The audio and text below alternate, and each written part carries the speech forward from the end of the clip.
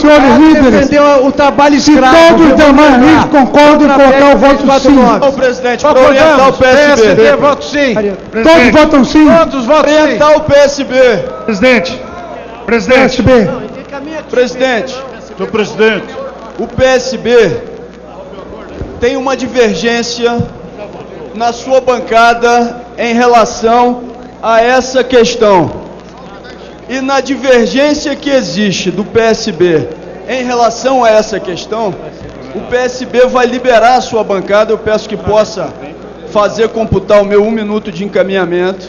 O PSB vai liberar a sua bancada nessa matéria, Presidente. deixando claro que existe sim uma preocupação específica com a garantia dos direitos dos trabalhadores.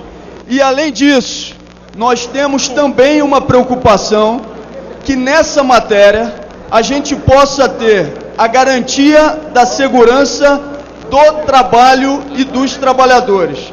Exatamente por esse motivo, entendendo alguns argumentos que foram aqui colocados, entendendo inclusive os argumentos que foram colocados pelo líder do Partido dos Trabalhadores, Vicentinho, mas ao mesmo tempo o PSB libera a sua bancada por uma preocupação com os direitos dos trabalhadores e com a carga horária de trabalho. O PSB libera a sua bancada. senhor